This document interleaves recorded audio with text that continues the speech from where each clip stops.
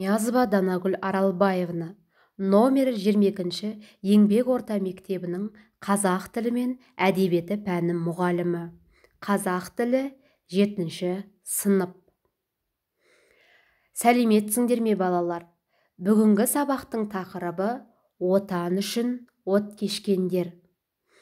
Сабақтың оқу мақсаты. Тыңдалым және айтылымның 4-ші мақсаты. Мәтін тақырыбы. Сөйлеушінің дауыс ырғағы мен сөйлеу мәнері арқылы негізгі ойды анықтау. Әдеби тілдік норманың 4-5-ші мақсаты оқшау сөздердің қызметін түсіну, ажырата білу. Осы сабақтың бағалау критерийі. Мәтін тақырыбы сөйлеушінің дауыс ырғағы мен сөйлеу мәнері арқылы негізгі ойды анықтайды. Оқшау сөздердің қызметін түсінеді, оқшау сөздерді ажырата біледі. Олай болса балалар, бүгінгі сабақтың бірінші тапсырмасын орындайық. Бірінші тапсырма оқылым. Мәтінді мұқият оқып, негізгі ойды анықтаңдар. Зұлмат, соғыс. Осы бір шағын тіркесті айта қалсаң, көз алдыңа әлемнің ауыр қасіреті келеді. Сол бір сұрапыл жылдары қазақ халқы өзінің отанына, жеріне деген патриоттық сезімі мен жан қиярлық ерлігін көрсетті. 500-ден аса жерлесіміз, оның ішінде 96 қазақ Кеңес одағының батыры атағын алды. Қазақстандық Кеңес одағының батырлары арасында қарулы күштердің барлық түрі мен құрама өкілдері, мамандары және қатардағы жауынгерден дивизия командиріне дейінгі әскери атағы бар адамдар болды.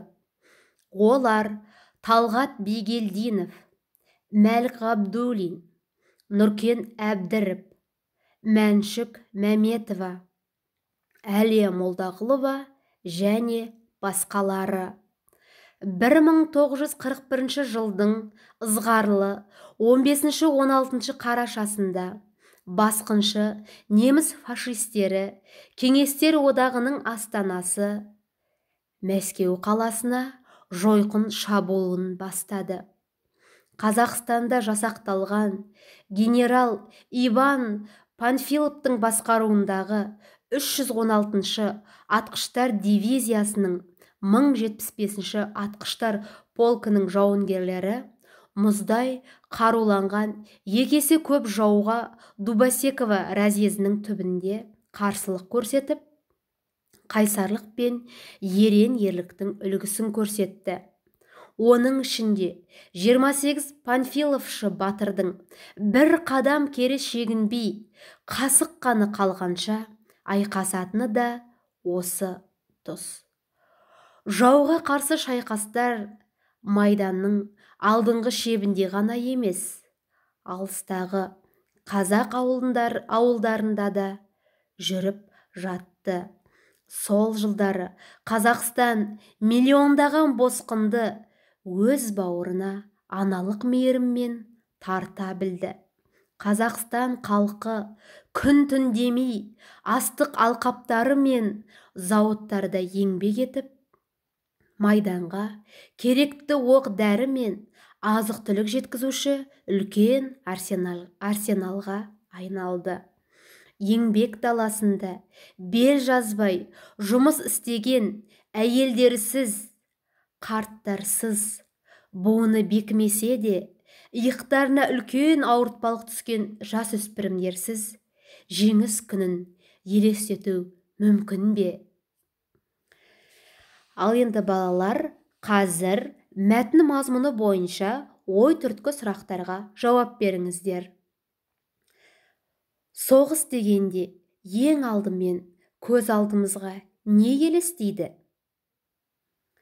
Батыр ата-аналарымыз ел үшін, жер үшін, ұлы жеңіс үшін қалай соғысты? Тылдағы қариялар әйелдер мен балалар қалай еңбек етті? Қалай ойлайсыңдар? Сол кездегі балаларда балалық шақ болды ма? Енді осы тапсырманың дескрипторы мәтінді мұқият оқиды, негізгі ойды анықтайды, сұрақтарға жауап береді. Қалыптастырушы бағалауымыз бір ұсыныс, бір тілек әдісі. Ал енді балалар, біздің бүгінгі сабағымыздың әдеби тіл нормасы оқшау сөздер. Алдымен сіздерді оқшау сөздер деген ұғыммен таныстырып өтейін. Сөйлемде басқа сөздермен грамматикалық байланысқа түспейтін, сол себепті сөйлем мүшесі бола алмайтын, тек айтылатын ойға қатысы бар сөздер кездеседі. Олар оқшау сөздер деп аталады. Оқшау сөздер қаратпа сөз, қыстырма сөз және одағай сөздер болып бөлінеді. Мысалы, жолдастар, майданда біздің әскерлер жан аямай соғысуда. Демек, біз жеңеміз. Алақай, біз жауды жеңдік. Осы мысалдардағы қара сөзбен берілген жолдастар қаратпа сөз, демек, қыстырма сөз, алақай, одағай сөз. Балалар, бұл сөздер оқшау сөздердің түрлері болып табылады. Ал енді балалар, осы оқшау сөздермен олардың түрлеріне байланысты бірнеше мысалдар айтыңыздаршы. Екінші тапсырма. Мәтін мазмұнын талқылаңдар, оқшау сөздерді тауып, түрлерін ажыратыңдар. Оқушылар, бұл екінші тапсырма сіздердің оқулықтарыңызда берілген. Мен қазір сіздерге үлгі ретінде ғана таныстырып өтемін. Менің жастығым адам баласының қызметіне берілді. Мүмкін, мен жастығымды қайыра алмаспын, бірақ ол босқа кетпейді. Менен кіші інілерімнің еншісіне тиеді. Осы сөйлемдегі мүмкін сөзі қыстырма сөз. Сіздер дәл осы үлгіні басшылыққа ала отырып, тапсырманы толық орындайсыздар.